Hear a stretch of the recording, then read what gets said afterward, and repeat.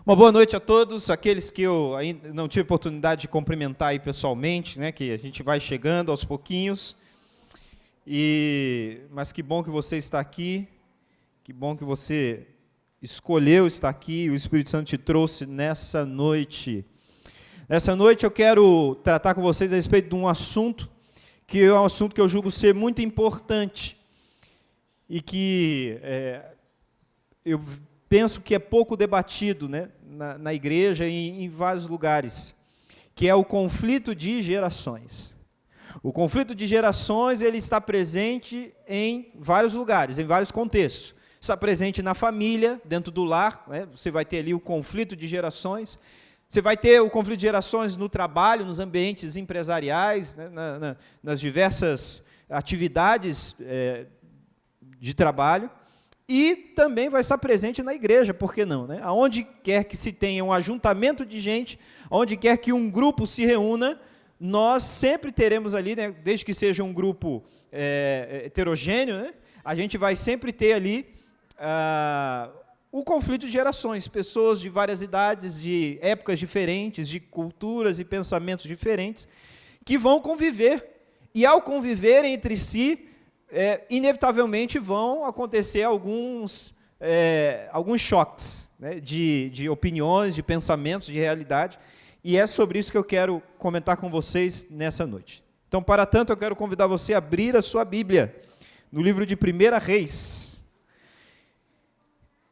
E o livro de 1 Reis é um livro histórico, né, que nós classificamos como na galeria dos livros históricos da Bíblia, justamente porque ele cobre um período histórico do povo de Israel, aqui é a história dos reis, né, dos monarcas, o período da monarquia de Israel, e durante a história da monarquia de Israel, houve um momento muito importante, que foi um momento de mudança de chave na história do povo de Israel, e dentro da monarquia de Israel. E esse episódio está registrado aí no livro de 1 Reis, capítulo 12. Então, você pode abrir aí, livro de 1 Reis, capítulo 12. E aí nós vamos encontrar a história de Roboão. Roboão foi filho de Salomão. Depois que Salomão morreu, Roboão é quem então assume o trono. E agora Roboão estava numa situação um pouco delicada, né? Porque o seu pai Salomão havia gastado muito dinheiro, né? Salomão foi um dos reis mais ricos da história, se não o mais rico, era o mais sábio e também foi o mais rico, né? A Bíblia conta os feitos de Salomão, a grandiosidade do reino de Salomão, quantas coisas ele conquistou, quantas coisas ele adquiriu, né? Salomão foi responsável por construir o templo, né? E o primeiro templo era algo magnífico, era uma obra assim, né, o primor da capacidade humana, da arquitetura humana, né, com muito ouro, muitos materiais preciosos, porque Salomão foi um homem rico, um rei rico, teve um reinado muito rico, mas a gente sabe que para sustentar a monarquia, né, a riqueza dos reis, os pobres, os trabalhadores acabam sendo, né, explorados, acabam sofrendo, e Salomão impôs uma carga tributária muito pesada sobre o povo. E agora, uma vez que Salomão havia morrido, Roboão assume o trono, né, o povo vai a Roboão fazer uma reclamação, dizendo, olha, Roboão, olha, teu pai, né, explorou muito a gente, sugou muito de nós, e nós queremos ter um alívio aí, né? Alivia a nossa carga, porque está muito pesado para nós, né? E você vai ser amado pelo povo, e nós estamos juntos com você, mas precisamos que você alivie a carga. E aí o Roboão foi se aconselhar. E aí olha o que diz, a partir do verso 6, né, os conselhos que Roboão recebeu. Verso 6, tomou o rei Roboão conselho com homens o quê? Idosos. Roboão foi primeiro falar com os mais velhos, os idosos, que estiveram na presença de Salomão, seu pai, quando este ainda vivia, dizendo, como aconselhais que se responda a este povo? Ele falou, o que eu digo ao povo, que estão pedindo aí para eu abaixar os impostos? E aí, no verso 7, então eles disseram, se hoje te tornares servos desse povo e o servires, e atendendo falares boas palavras, eles se farão teus servos para sempre. Porém, ele desprezou o conselho dos anciãos que lhe tinham dado, e tomou conselho com os jovens, que haviam crescido com ele e o serviam. E aí o verso 9 diz: e disse-lhes, que aconselhais vós que respondamos a esse povo que me falou, dizendo, alivia o jugo que o teu pai nos impôs. Verso 10, e os jovens que haviam crescido com ele lhe disseram, assim falarás a esse povo, que disse, teu pai fez pesado o nosso jugo, mas tu alivia-o de sobre nós, assim lhe falarás. Meu dedo mínimo é mais grosso do que os lombos do meu pai. Assim que se meu pai vos impôs jugo pesado, eu ainda vou-lo aumentarei. Meu pai vos castigou com açoites, porém eu vos castigarei com escorpiões. Olha aí o conflito de gerações, né?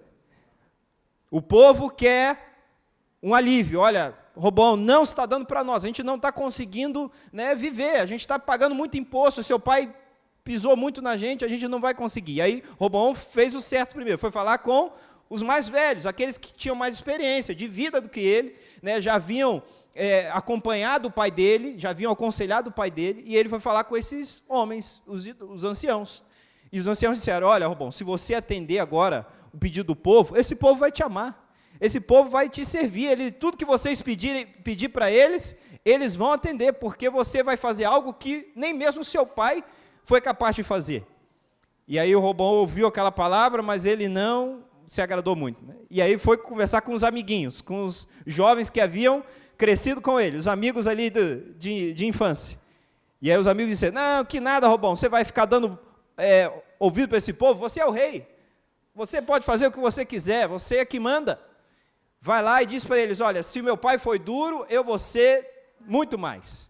Né? Se ele castigou vocês com açoite, eu vou castigar com escorpião, porque agora que vocês vão ver, né, que com quantos paus se faz uma canoa, né, como diz lá no interior.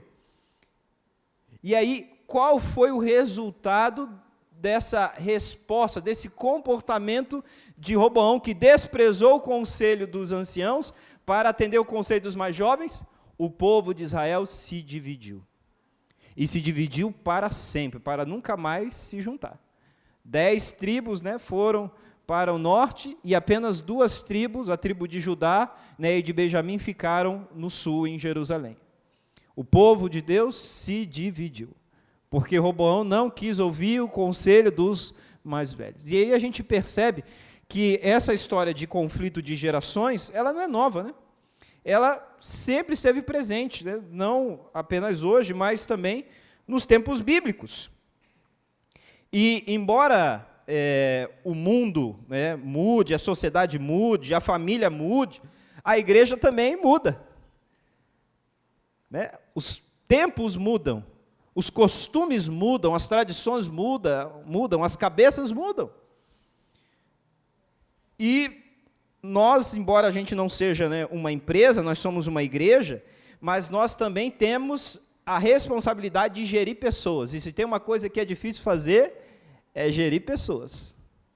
É muito difícil você gerir, né, egos, opiniões, coisas que estão ali muito fechadas, né, na cabeça.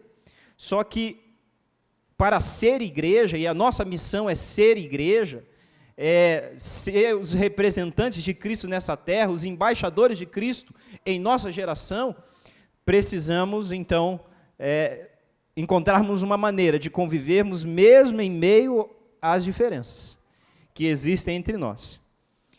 E quando a gente vai estudar as gerações, né, existem muitos psicólogos, antropólogos, pessoas que são da área, né, acadêmicos, que estudam as gerações, porque isso é o objeto de estudo, como eu disse, de muita gente, de empresas, de pessoas que precisam gerir outras pessoas e querem entender essas diferenças. E aí o que dizem os especialistas, né, em gerações? E aí eles vão classificar aqui algumas gerações. E eles vão dizer assim, hoje nós ainda convivemos, cada vez menos, mas ainda convivemos com uma geração que é chamada da geração dos veteranos, que é um pessoal que nasceu lá entre 1925 e 1945, né? Essa geração já quase não existe mais, mas ainda existem ainda uns remanescentes dessa geração, que é a geração das guerras, né? Que é a geração que viu as guerras, né? Primeira Guerra, Segunda Guerra Mundial, viu Era Vargas, né? Uma geração que enfrentou escassez de comida, que era aquela história assim, ou come o que tem, ou você vai ficar com fome. E ficava mesmo, porque não tinha, né, outra opção. Eram tempos difíceis. É uma geração que tem um respeito muito grande por hierarquia, eram extremamente patriotas, porque viveram esse contexto de guerra, então eles aprenderam, né, a amar a pátria, a defender, né, a sua nação. Tinham, né, um grande respeito também pelas religiões, sem superstições, né, uma religião assim, mais voltada para a lei, né, o que é o certo e pronto. É essa geração dos veteranos, que é uma geração que, infelizmente, a gente está tendo cada vez menos exemplares, né? Porque o tempo vai passando e a gente já não vai tendo mais tantos assim, mas é uma geração que, podemos dizer assim, passou pelo fogo, enfrentou tempos duríssimos, essa geração. E aí vem a outra geração, que depois dos veteranos, que é os baby boomers, né? Que são os filhos, né, do pós-guerra, que é a turma ali depois de 1945 até 1965, que é aquela galera que agora tinha a missão de reconstruir o mundo pós-guerra, né? Porque a gente sabe que a guerra ela traz muitos prejuízos, ela traz recessão, traz crise econômica, e agora essa nova geração que vem no pós-guerra é uma geração que teve que arregaçar as mangas e trabalhar, porque tinha muita coisa a fazer, tinha muita coisa a reconstruir.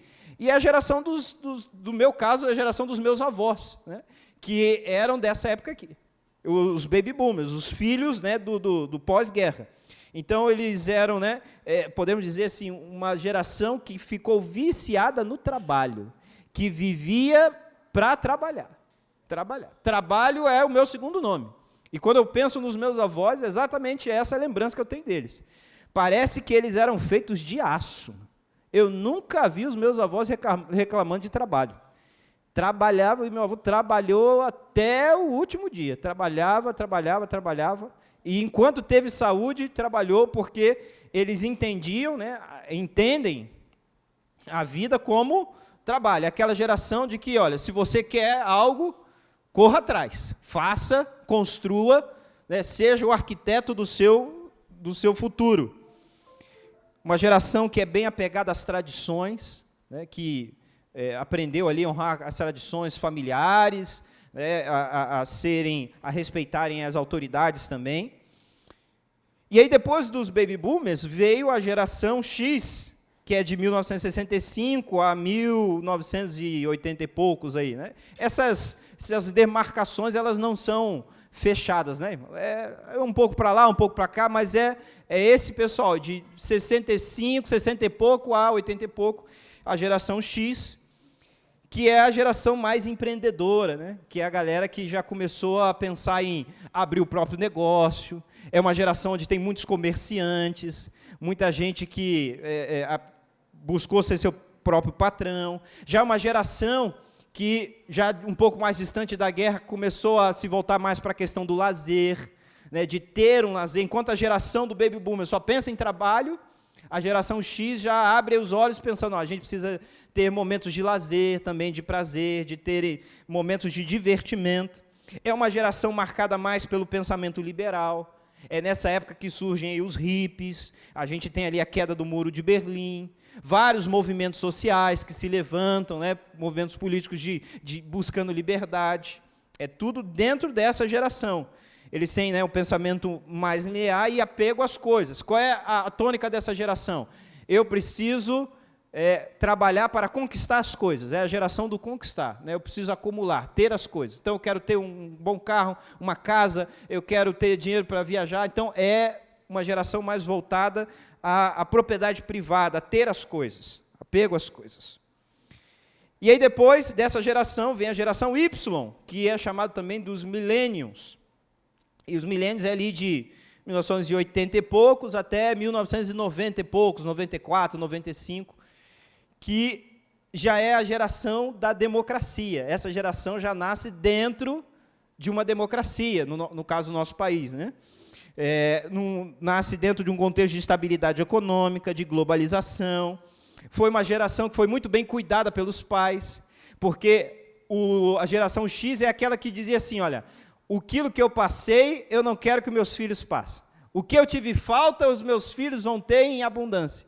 E aí a geração dos milênios são aquela geração que foram um pouco mais mimados pelos pais, né? Receberam ali o carinho dos pais maior, né? Chamado também a geração canguru, que demora um pouco mais para sair de casa, né? Enquanto até a geração X, aquela história, menino deu 13, 14 anos, já começa a trabalhar, rua, vai para a rua, vai trabalhar, vai caçar o teu rumo. Essa geração dos milênios, não, os pais já queriam que ficasse em casa, que fizesse faculdade, que ficasse mais tempo em casa, né? Que é a minha geração, a geração dos milênios, é a turma que hoje tem aí seus 30 e poucos anos, né? É essa turma aqui, uma turma multitarefa, que valoriza mais o diálogo, né? Tem um apreço maior pelo diálogo, enquanto as gerações passadas, né, era no chicote, na vara de goiabeira, não tinha muito diálogo, ou faz ou você, né, morre, né?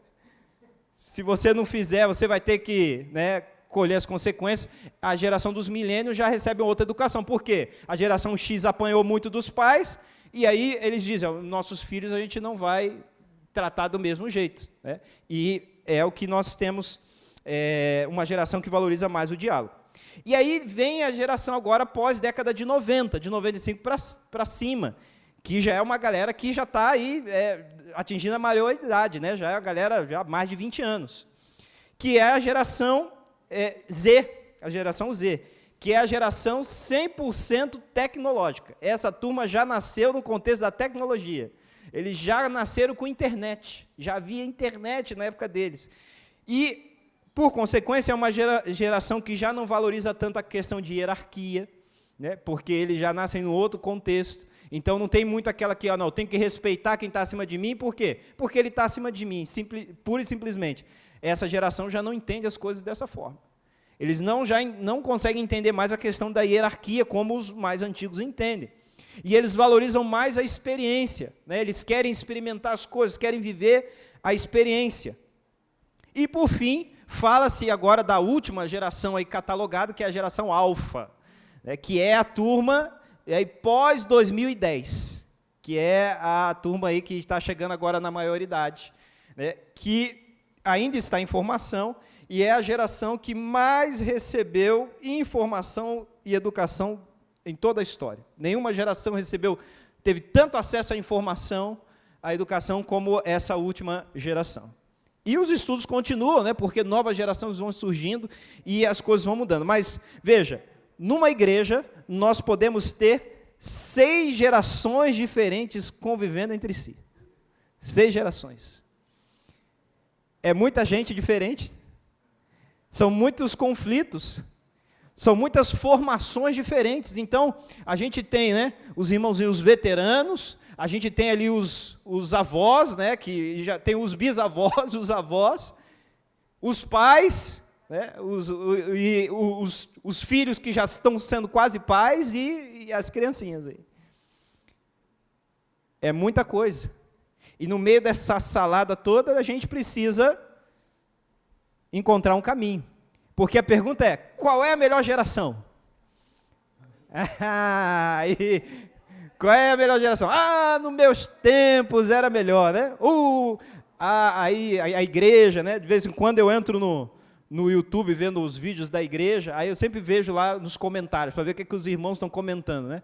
Aí é sempre assim, nossa, não se fazem mais hinos como antigamente, né? Olha, não se prega mais sobre profecia, não se faz mais... nada, continua tendo tudo a mesma coisa, só que o pessoal olha para trás e tem sempre aquele pensamento, né, mais saudosista, de achar que no meu tempo as coisas eram melhores. Qual é a geração melhor? Então, mas aí, deixa eu provocar você um pouquinho. Se as gerações mais antigas, que reclamam das mais novas, se a geração mais nova está ruim e a geração antiga está melhor, eu pergunto quem que educou essa geração mais nova? Não, foi a geração antiga. Então, se a geração nova está ruim, a culpa é de quem? De quem ensinou. Então, e aí os mais novos reclamam da geração mais antiga, né? E aí, qual é o problema? É que eles são ignorantes com relação ao contexto, não sabem nada da vida. E aí reclamam dos mais antigos, só que eles não têm a experiência, não têm a bagagem e a casca que as gerações mais antigas têm, eles não passaram pelas experiências. E aí, quando eles reclamam, os mais jovens reclamam dos mais velhos, eles estão sendo, no mínimo, ignorantes com relação ao contexto, porque eles acham que sabem de tudo, mas não sabem de nada. Essa que é a questão. Então, esse conflito não vai se resolver assim, a gente tentando descobrir quem é a melhor geração. Porque alguém pode sugerir, então vamos fazer o seguinte, vamos fazer uma igreja para cada geração. O que vocês acham? Vamos fazer uma igreja, né, para gerações lá mais antigas, para os idosos, velhinhos, aí só vai ter música no órgão, né, só, né, aquela, não tem ar-condicionado para ninguém ficar com frio, vamos fazer uma igreja só calminha, né, bem tranquila. E do lado a gente faz uma igreja para os jovens, aí tem som, música e tal, e o que vocês acham disso aí? Vai dar certo? Não. Não, a gente pula uns terrenos, né? Não tem como dar certo isso, irmão. E nem é esse o plano de Deus. Que a gente tem uma igreja para cada público. Imagina, né? A igreja ela ia perder a sua relevância dentro da comunidade.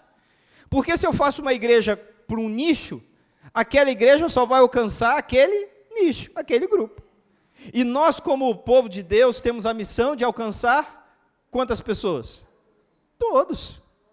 Todas as gerações, todas as culturas, né, todos os gêneros, todos os credos, todas as raças, a gente precisa alcançar a todos. Porque o evangelho é para todos. Igreja não é clube de associados, né?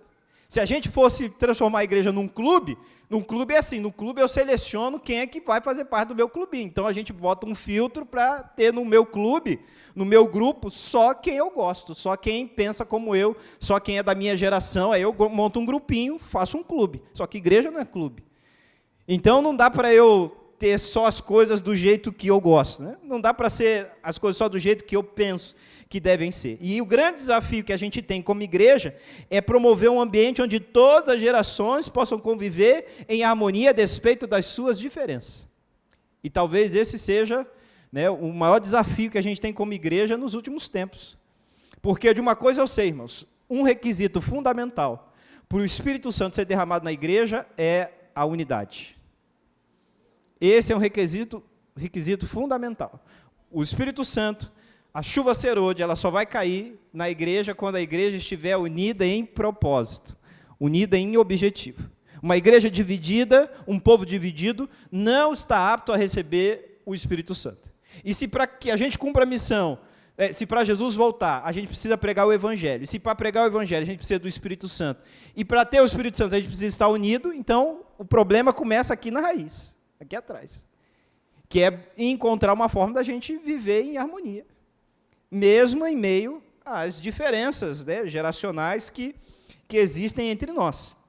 Então, é muito importante a gente falar sobre isso, tentar extrair o melhor de que cada geração pode oferecer. Porque a verdade é que todas as gerações são importantes, e cada uma tem algo a contribuir que só ela pode contribuir. As novas gerações não podem dar a contribuição que as gerações mais antigas podem dar, e vice-versa. As gerações mais antigas também não conseguem oferecer o mesmo que as novas gerações são capazes de oferecer. Então, a gente precisa buscar extrair o melhor de cada geração, de cada grupo, porque aí a gente vai se unir na força, unir a experiência, né, dos mais velhos com o vigor e a força dos mais jovens, a criatividade dos mais jovens com a sabedoria dos mais velhos. E aí a gente vai ter uma igreja equilibrada para poder seguir em frente. Já pensou se a gente conseguir unir o potencial e a qualidade de todos? né, o que cada um tem de melhor a oferecer. Mas a verdade, queridos, é que, em minha experiência, eu tenho catalogado 3 tipos de pessoas na igreja. E aí você pode pensar em qual grupo você se encaixa. 3 grupos. O primeiro grupo é o grupo dos insatisfeitos. São aqueles que veem os problemas e não fazem nada. São os insatisfeitos. Ele está sempre insatisfeito, mas ele não faz nada para mudar. Ele cruza os braços e dá de ombros e diz, não é problema meu. Olha o problema e, sabe, aquela pessoa daqui, abre a geladeira, vê a garrafa d'água vazia, fecha a geladeira e vai embora, né? Deixa para outro e vai encher. Os insatisfeitos. Existe esse grupo na igreja. Mas existe também os intolerantes, que são aqueles que veem um problema, não resolvem o problema, mas criticam. Vê o problema, olha, isso aí não está bom, e aí só que ele não propõe uma solução, ele não está disposto a fazer nada para mudar, mas está disposto a criticar, né? E descer a lenha ali, reclamar mesmo e tal, e fazer barulho, porque ele acha que assim ele está ajudando. Esse é o grupo dos intolerantes. Ele não tolera o erro, mas também não faz nada para melhorar. E há o terceiro grupo, que é o grupo dos inconformados. E os inconformados são aqueles que veem o problema e propõem a solução, e querem mudar, e buscam uma saída para o problema. Eles estão inconformados, eles querem ver a mudança, eles querem ver a coisa fluir, avançar. Então, ou nós somos insatisfeitos, ou intolerantes, ou inconformados. É o que é onde a gente vai se encaixar. A minha oração, o meu desejo é que todos nós sejamos inconformados. Que ao ver as dificuldades, a gente se una no mesmo propósito e dizer, olha, temos um problema, ok, o que a gente vai fazer para resolver esse problema? Como que a gente pode juntos nos unir para tratar desse problema e avançarmos e encararmos outros problemas, outros desafios que vão aparecer pelo caminho. Mas não adianta eu ver o problema, cruzar meus braços e dizer, não é problema meu e eu não conte comigo. Ou eu ver o problema e criticar e reclamar e culpar, né, o ancião, o pastor, o diretor, desse ou daquele, e falar que está tudo errado. Eu falar que está tudo errado é fácil. Levantar problemas é a coisa mais fácil do mundo. Se você me perguntar, eu encho uma folha de caderno, só com os problemas que eu tenho na igreja. Levantar os problemas é fácil. O difícil é propor soluções, né? Coisas que a gente possa resolver. Eu, como pastor, várias vezes as pessoas me procuram com problemas. Mas eu pergunto, e aí? O que a gente faz? Né? A solução não pode ser só apenas minha, porque senão aí a gente vira numa ditadura, né? E a igreja adventista não funciona assim, né? O pastor não é o ministro do STF, né? Ele não manda em tudo. Ele precisa trabalhar em conjunto. E aí você também pode propor solução. Todos, né, propõem solução. Os problemas existem, vamos à solução. E aí por isso que a Bíblia diz assim, na multidão de conselho há sabedoria. Quando a gente se une em conselhos, por isso que a gente tem uma comissão administrativa. A gente se reúne ali de vez em quando, uma vez no mês, ou de 2 em 2 meses, para decidir, olha, temos tal situação, o que a gente pode fazer? Vamos propor soluções. E aí aquilo que a gente entender ser a melhor, a gente vai resolver, e a igreja tem trabalhado assim desde o princípio. Desde o princípio. Solucionando os conflitos. Quando a gente vai para o livro de Atos, e olha para a igreja primitiva, a gente vê que a igreja primitiva não era uma igreja perfeita, não, irmãos. Uma igreja isenta de problemas. Não, eles tinham problemas. Só que quando os problemas apareciam, o que eles faziam? Eles se assentavam na mesa. E a mesa, ela é a resposta para tudo, né? A mesa é símbolo de comunhão. Quando você quer resolver uma coisa, o que eles faziam? Se sentavam à mesa. E ali na mesa, todos, né, tinham voz e todos conviviam. Eu fico pensando, né, num contexto do primeiro século, da igreja primitiva, o quão interessante devia ser, aos sábados, eles se reunirem para o culto, e ali, assentado à mesa, estavam o senhor e o escravo, sentados na mesma mesa. O patrão e o funcionário. Durante a semana eles tinham uma relação ali de hierarquia, mas no dia do culto, na hora do culto, todos estavam sentados à mesa, um servindo o outro. No sábado, o patrão serve o servo. O senhor serve o escravo. O homem que era servido pela mulher a semana inteira, no sábado ele serve a mulher. Porque na mesa todos são filhos de Deus, ali é uma só família. Não existem mais as divisões sociais, a classificação. Isso é maravilhoso. Eu trabalhei numa cidade do interior de São Paulo chamada Limeira. E na igreja central de Limeira tinha um irmão lá que ele era o irmão mais rico da igreja. Mais rico da igreja. O homem tinha muito dinheiro, mas quem olhava para ele não imaginava. Ele tinha fazendas, né, e trabalhava com decoração de jardinagem, assim, ele plantava essas plantas que a gente vê nos jardins, assim, essas plantas são caras, né, e ele tinha uma fazenda daquilo. Né. Ele contratou lá um drone para filmar a fazenda dele, acabou a bateria do drone e não terminou de filmar a fazenda, tanta terra que ele tinha. E esse irmão, chegava sábado na igreja, ele era o diácono. Estava lá, né, recolhendo oferta, as salvas, assim, ele não era o ancião, a pessoa mais importante, ele era o diácono. Esse homem, toda semana, ele entrava no carro dele e viajava 1 hora de estrada para visitar uma família para dar estudo bíblico. Eu fui com ele uma vez. Toda semana ele fazia isso. Porque quando estamos na mesa, somos toda a mesma família. Não importa se quem tem mais dinheiro, quem tem menos dinheiro, quem tem mais educação, quem tem menos educação, quem tem mais idade ou menos idade, todos estamos unidos num propósito de servir. Qual é o nosso propósito? Servir. Servir uns aos outros. Servir a Deus e servirmos uns aos outros. É por isso que Jesus falou, quem é maior no meu reino? Aquele que mais serve. Quem entendeu que a vida cristã é serviço, esse encontrou o caminho. Quem acha que a vida cristã é, não, eu tornar as coisas da maneira como eu penso que elas devem ser, esse ainda não entendeu o caminho. Então, nós temos uma pista do que fazer. E, como eu disse, na igreja primitiva, haviam contextos sociais diferentes, ricos, pobres, acadêmicos, iletrados, escravos, judeu, gentio, todos repartiam o pão ao redor da mesa.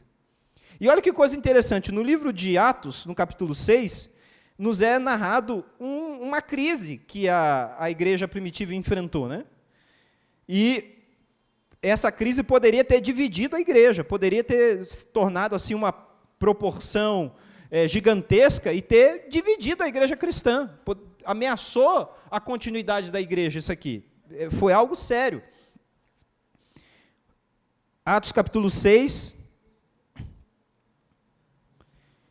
e aí no verso 1 ao 5, nós lemos o seguinte: ora, naqueles dias, multiplicando-se o número dos discípulos, houve o quê, irmãos? Murmuração. Tinha gente que reclamava lá na igreja primitiva também, reclamando. Murmuração dos helenistas contra os hebreus, porque as viúvas deles estavam sendo esquecidas na distribuição diária. Então os 12 convocaram a comunidade dos discípulos e disseram: não é razoável que nós abandonemos a palavra de Deus para servir às mesas. Mas, irmãos, escolhei dentre vós 7 homens de boa reputação, cheios do Espírito e de sabedoria, os quais encarreguemos desse serviço. E quanto a nós, nos consagraremos à oração e ao ministério da palavra. O parecer agradou a toda a comunidade. E elegeram Estevão, homem cheio de fé e do Espírito Santo, Filipe, Procópio, Nicanor, e aí os homens que foram eleitos, e assim foi instituído, né, o ministério do diaconato.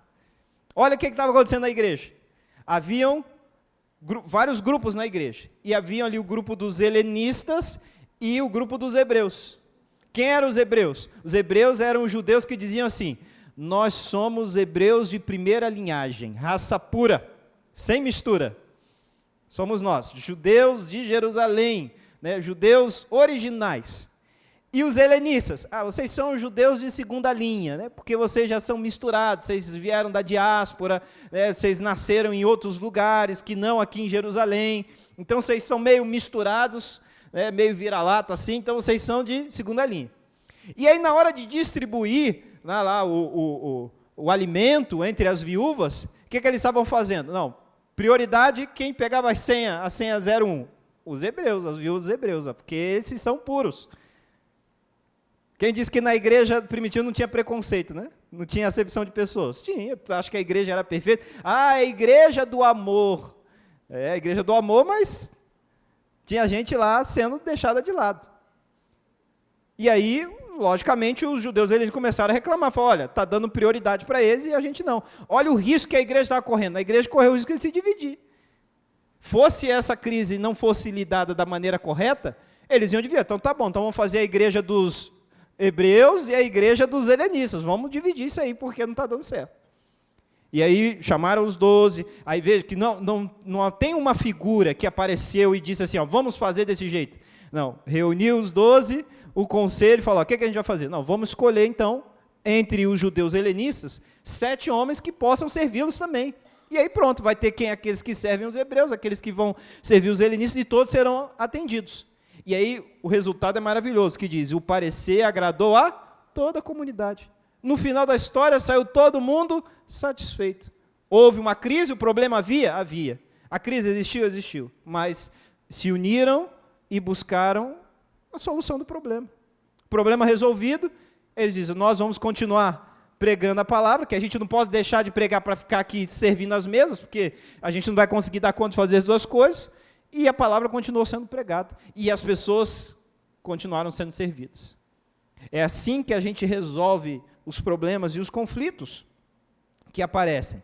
É preciso ter humildade, é preciso ter um pensamento cristão, irmãos, para que a gente consiga vencer os desafios. E aí a gente tem que fazer autoavaliações, por exemplo, o nosso culto, ele tem atingido a todas as faixas etárias? A gente tem tido uma representatividade na liderança de todos os grupos? Todos estão tendo voz? Então, uma característica marcante, por exemplo, das novas gerações, é que eles não entram em conflito. As novas gerações não foram criadas, não foram moldadas para conflitos. Eles são a geração do diálogo.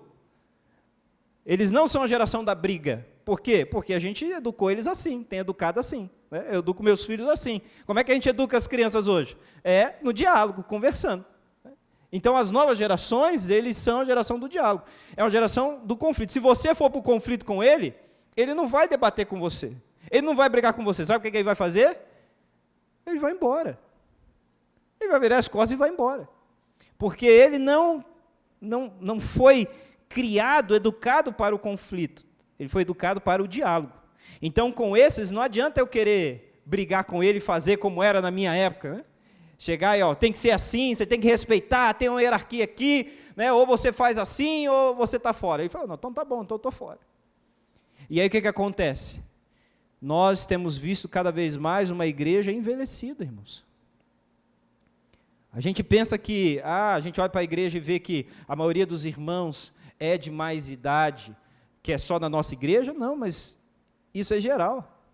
São raras exceções quando você chega numa igreja e você vê a igreja ali cheia de jovens. Por quê? Porque muitas vezes está faltando essa compreensão da maneira como nós vamos lidar com as novas gerações. Que não vai ser na base da briga, da pancada, do ferro e fogo. Tem que ser na base do diálogo. E que eles são, sim, úteis, né? Também não adianta dizer, porque essa geração não quer nada com nada, que não serve para nada, não sabe de nada. Isso não é verdade. Eles têm muito a contribuir, muito a somar à obra do Evangelho. Mas precisamos saber lidar com eles. Eles estão, é uma geração que nunca teve que lidar com seus direitos, lutar para ter direitos, essas novas gerações. Eles já nasceram tudo com os direitos adquiridos já. É uma geração que nunca teve que lutar por nada. As gerações mais antigas, geração X, né, lá os veteranos, foram gerações que tiveram que ir para a rua, fazer piquete, lutar por direito, por liberdade, por direito de voto e tal. Então, foi uma geração moldada na briga, né, no conflito. Essa geração não. Eles nasceram, já estava tudo aí. Eles só receberam por herança. Então, não adianta querer fazer na briga. E a gente não pode esperar a iniciativa dos outros, né? Nós temos que ter a iniciativa, nós temos que abrir um canal de comunicação, precisamos seguir o princípio lá de Romanos 15. O que Paulo diz lá em Romanos 15? O mais forte é responsável pelo mais fraco. Essa é a lógica do reino de Deus, essa é a lógica do povo de Deus. Quem é mais forte, né, fisicamente, mentalmente, intelectualmente, esse é responsável pelo mais fraco. Tem que cuidar do mais fraco. Então, se eu entendo que eu sou mais experiente, mais vivido, tenho mais inteligência emocional, tenho mais equilíbrio emocional, eu preciso ajudar esse que é mais jovem, que ainda é imaturo, que ainda está aprendendo e descobrindo as coisas, a amadurecer, a desenvolver. Eu tenho que ter iniciativa, afinal de contas, nessa relação, eu acabo sendo a figura mais forte. Só que precisamos ter a humildade para lidar com isso. Precisamos abrir esse canal, porque, veja, às vezes a gente encontra na igreja pessoas, líderes, que servem a igreja por 30 anos, 40 anos, eu já conheci, tive a oportunidade de conhecer, né, irmãos que servem a igreja por 40 anos, né, na liderança ali, carregando o piano, né, lutando para manter a igreja de pé, 40 anos, é uma joia do reino de Deus, essas pessoas, são joias do reino de Deus. Só que o maior legado que um líder pode deixar na igreja é a formação de outros líderes. Se eu estou sendo líder e eu não estou, ao mesmo tempo, trabalhando para formar outros líderes, o meu trabalho não está completo. E por mais que eu me esforce, e eu sei que muitos se desdobram, né, sacrificam tempo, lazer, família, para estar na igreja, para se dedicar às coisas da igreja, nós precisamos discipular os mais novos. A gente precisa preparar o caminho para eles, porque se a minha geração falhar e Jesus não voltar, porque se Jesus não voltar na minha geração, é porque minha geração falhou, correto? Jesus tinha que voltar na minha geração. Se ele não voltou, é porque a gente não pregou o evangelho como tinha que pregar. A gente tem que passar o bastão para outra, falar, agora vocês vão pregar para quem sabe Jesus voltar na geração de vocês. Então, eu tenho que reconhecer isso e passar o bastão, né? E pavimentar o caminho para que aquele que vem depois de mim consiga ir mais longe do que eu, consiga avançar mais do que eu. O que não pode haver é aquele ciúme de eu guardar a posição e dizer, não, olha, enquanto eu estiver aqui, tem gente que não quer sair do lugar, né? não quer abrir espaço para os outros que estão chegando, não quer abrir espaço para os mais novos. Essa não é a melhor atitude. Então, nós temos que pensar nisso.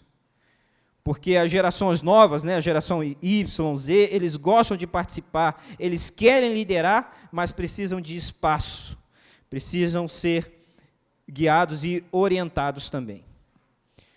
Irmãos, eu posso falar sobre isso porque eu vivi isso, eu tive sorte de estar numa igreja em que eu encontrei pessoas que olharam para mim e viram algum potencial, algum futuro, e tiveram paciência comigo, muita paciência, dedicaram tempo para estar comigo, tiveram confiança para colocar responsabilidades nas minhas mãos, mesmo quando eu era imaturo, mesmo quando eu não sabia nada, mas tiveram coragem de investir. E se hoje eu sou um pastor, estou, né, à frente, liderando a igreja, foi porque lá atrás, quando eu tinha 16 anos, quando me batizei na igreja, teve gente que olhou e falou, vou discipular esse moleque aí. Tive lá um ancião que pegou e me levou, vou te levar no encontro de anciãos. Cheguei lá no encontro dos anciãos, um monte de senhorzinho, né? E eu lá, moleque, né? E eu ficava lá só ouvindo as conversas, só ouvindo ali as discussões, aquilo que eles falavam, né? Só tentando aprender, captar alguma coisa, mas porque alguém teve coragem de ir lá. Alguém teve coragem de chegar e botar a chave da igreja na minha mão e dizer, olha, você vai ficar responsável ali por abrir. Né? Olha, semana que vem, né, prepara um sermão que você vai pregar. Olha, cuida disso aqui. Então, a gente precisa abrir espaço e discipular.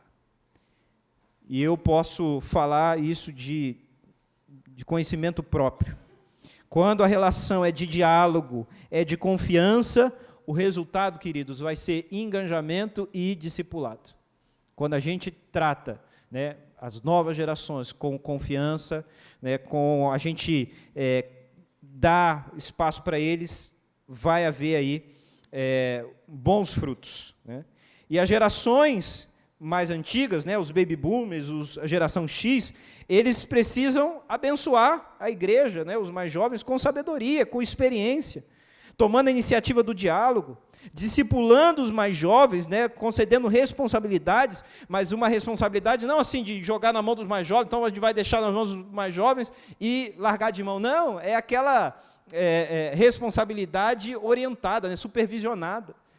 Você coloca a responsabilidade na mão do outro, mas você está ali ao lado, para orientar. Né? É como o pai ensina o filho a dirigir. Né? Como meu pai me ensinou a dirigir, ele não me colocou no carro e falou, agora, isso aqui é o acelerador, isso aqui é o freio, a embreagem, o volante, liga o carro e vai embora. Não, você estava ali do lado. Estava ali no começo, me ajudando a passar a marcha, ó, pisa a embreagem, tira o pé, aí, com a mão no volante para guiar. Né? Me levou para um lugar vazio, deserto, para a gente andar com o carro uma vez. Né? Talvez ele botou o carro, enguiçou, ele pegou, amarrou o carro na frente para rebocar, ele foi no carro da frente guiando, eu fui no de trás só seguindo ele, né? Amarrado na corda. Você vai discipulando, você vai ensinando. Até que chega uma hora que eu falei, já entendi como é que é, e aí eu já conseguia dirigir sozinho. Mas teve uma responsabilidade que foi dada, mas orientada. E na igreja também é assim. Então, se a nossa geração não for capaz de pregar o evangelho nessa geração, para que Jesus volte agora, a gente precisa preparar a próxima geração para que eles cumpram essa missão. Queridos, quando a gente entender isso como igreja, quando a gente entender isso como comunidade, nós avançaremos e frutificaremos muito por Deus. Porque o céu está assim, ó, doidinho para derramar um monte de bênção na gente. Deus está doido para fazer a coisa avançar. Mas, às vezes, esbarra na gente, esbarra no nosso ciúme, nas nossas vaidades, no nosso orgulho, no nosso egoísmo, e a coisa não avança.